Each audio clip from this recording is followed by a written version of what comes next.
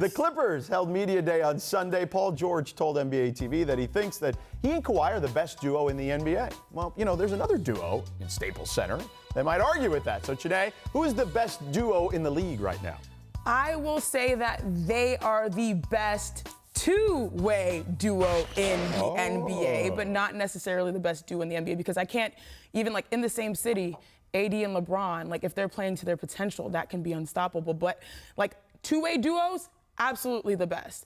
Kawhi and PG-13, if you think about what they did, they both were all defensive NBA last year. I think Paul George was #1 in steals, Kawhi like #6 or #7.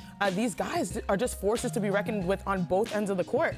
And if you look at what they're able to bring to their teams, both of their teams last year finished top 5 in defensive rating. So if you're looking at a two-way duo and you want to build that culture, which they have already with the Clippers, this is the best two-way duo in the NBA. So you're kind of right.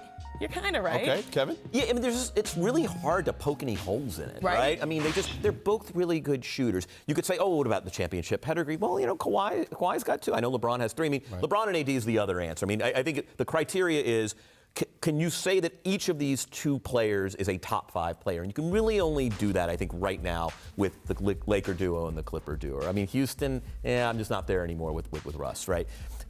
But I think there's just they don't really have any holes. Unless you're somebody who believes AD is a conventional big. LeBron is obviously a ball handler, whatever. I mean, he's LeBron. He's LeBron. Yeah. Okay. Well, as a duo, you would want a more diverse set of talents. AD can do some things that those guys, even though they're big, huge, imposing perimeter guys. But so you can make this sort of positional argument. But I'm with LAC right now. Yeah, see, by a hair. I believe, like you, I mean, it's splitting hairs. Right. But I will split the hair towards the Lakers because, as you pointed out, you have 2 top 5 players. Paul George, as great as he is, doesn't crack the top 5 at this point. But he was 3 in MVP voting last year.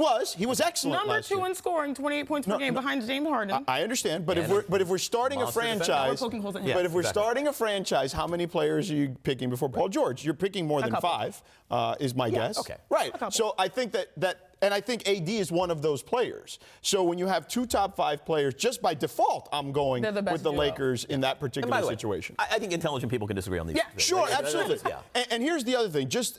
LeBron chooses not to play defense at times, and it's a business decision. And I think it's a smart business decision 100%. because LeBron is going to be 35 years old on December 30th, I believe, and needs to be at his best in April, May, and June. And if that's the case, he needs to kind of pick and choose when he needs to play defense. I do think that Frank Vogel and Lionel Hollins and that group will allow the entire group to look better defensively, which includes LeBron. But LeBron also makes the players around him better, more so than the 2 Clipper guys. And I think that to me is also an edge. Kawhi made his supporting cast in Toronto look pretty good as well, but I do think LeBron historically, historically, absolutely. Yeah, I mean, he doesn't have the distributive qualities that LeBron has in that sense. Although I am like Kawhi, sort of sneaky, empowering. No doubt. But again, we are been around it all spring. We can all agree that we are splitting hairs between these 2 duos for sure. So.